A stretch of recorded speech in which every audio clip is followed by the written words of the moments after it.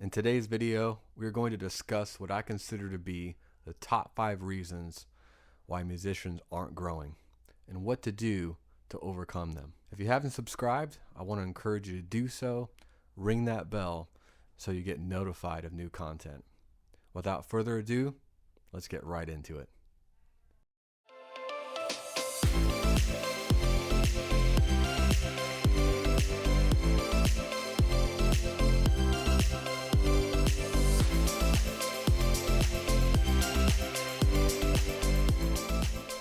All right, number 1, fear of failure. If you never push yourself out of your comfort zone and never try new techniques and you never fail, then you will never grow. Failure is an essential part of growing as a musician. So if you're afraid of failing and you're afraid of trying new things, then you'll never grow.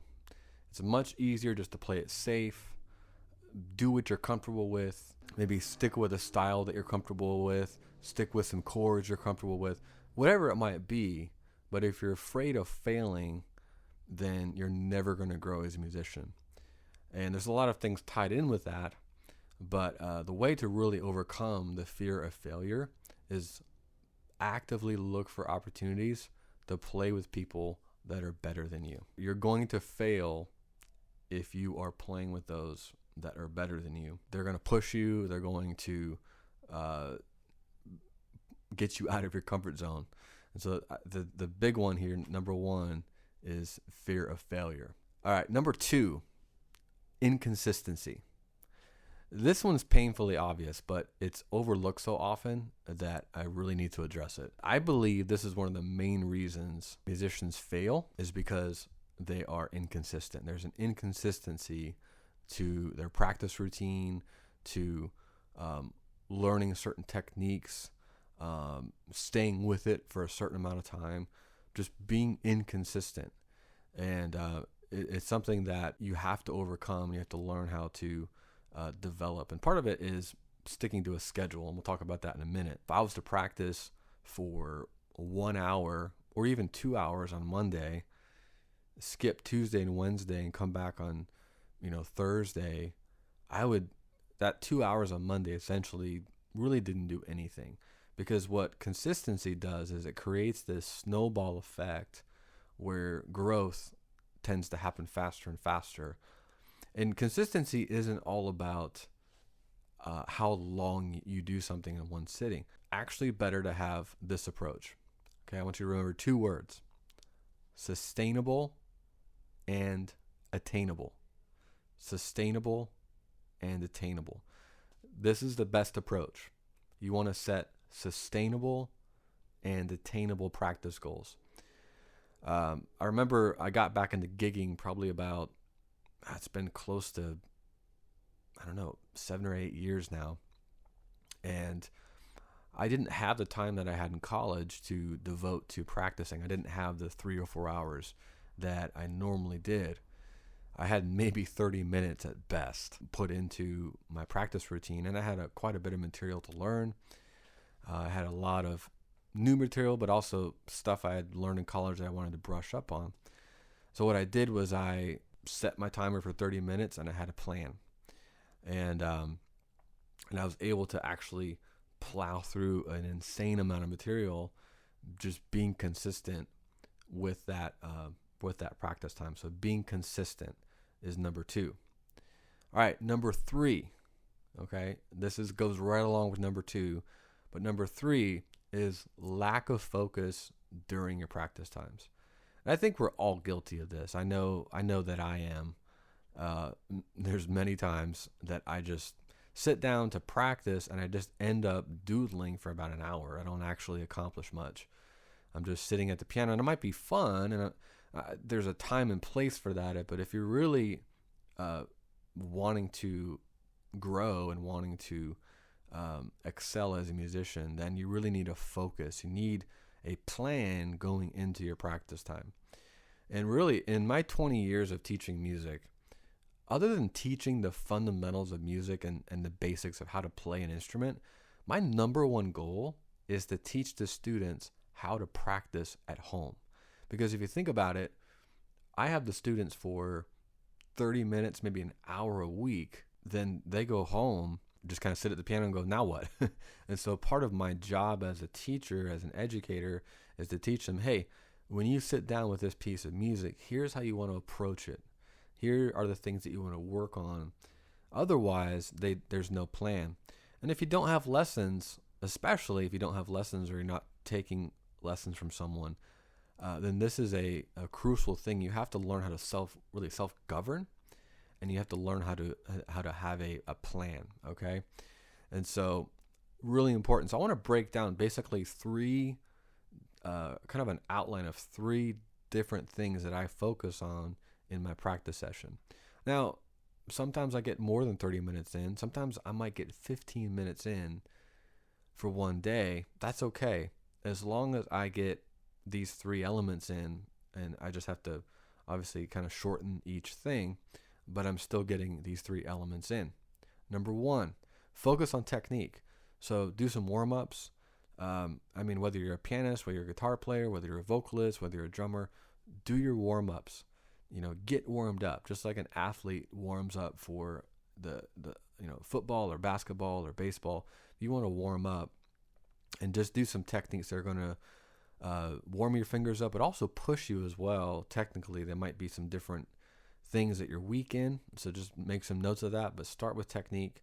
And I kind of have what I call a practice journal, where I have specific things that I'm working on throughout the week and kind of goals that I'm setting.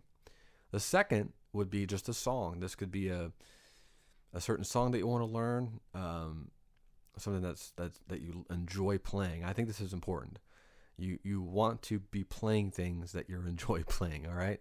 So pick something that is going to challenge you, but also is fun to play. And so you want to work on those different elements of the song. If you're a keyboard player, maybe working on, different licks or riffs or the chords or chord shapes, or if it's jazz, working on, learning new chords or that kind of thing. And then the third thing I highly recommend, in fact, it's essential for any musician, is ear training. Really pushing the development of your ear to be able to hear different types of chords, to be able to hear a melody by ear and be able to play it on the piano or your instrument, whatever it is, quickly and accurately.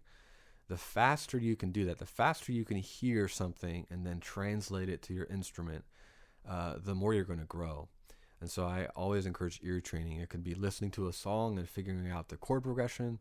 It could be listening to a song and figuring out the melody.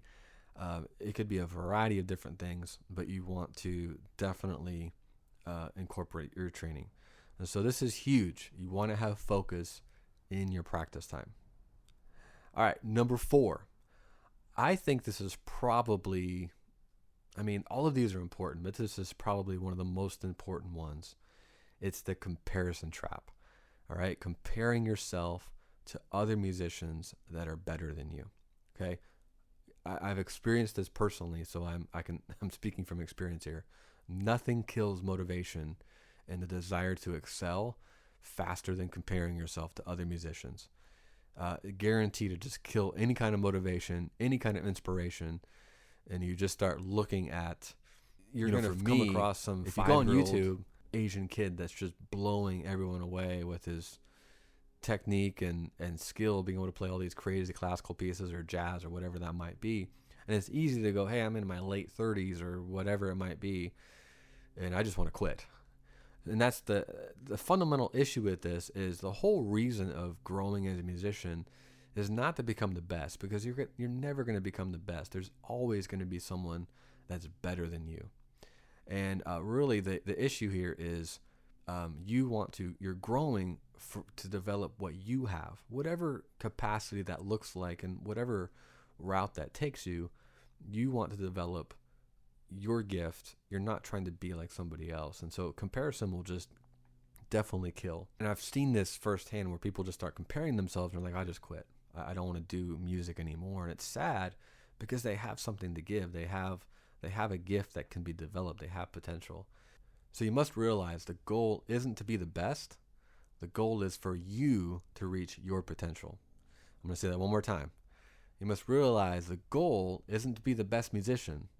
The goal is for you to reach your potential, whatever that looks like. And as long as you have that in your sights, that really keeps that motivation going. So don't compare yourself. There's always going to be somebody out there that is better than you. Maybe you say to yourself, well, I've worked hard on my instrument for 10, 20 years.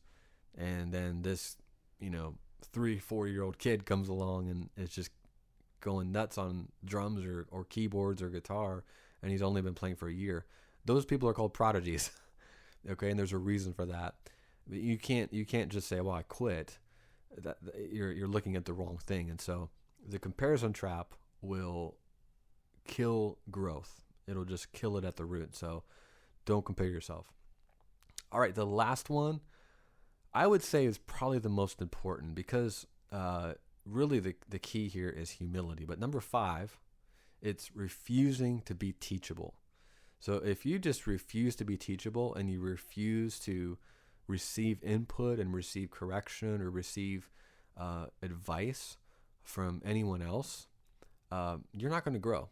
And I would say this is obviously true with any area of your life, whether it's music or just life in general. If you do not have a teachable spirit, you are not going to grow, period.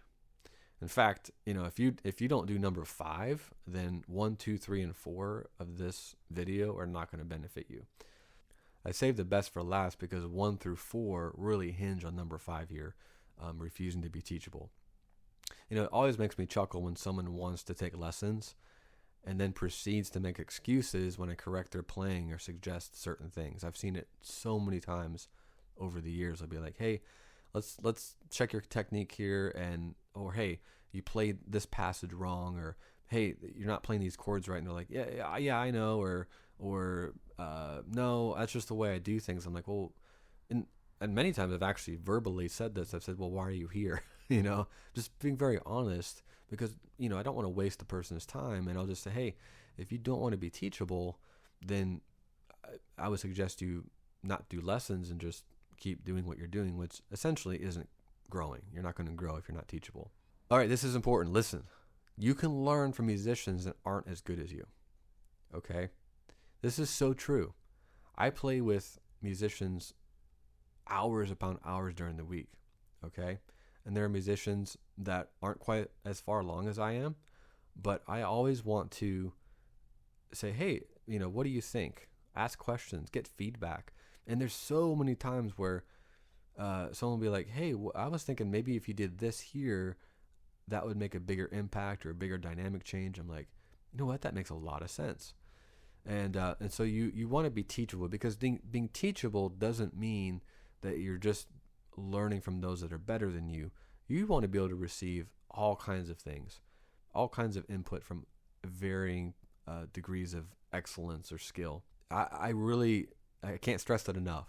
Number 5, you have to be teachable to grow.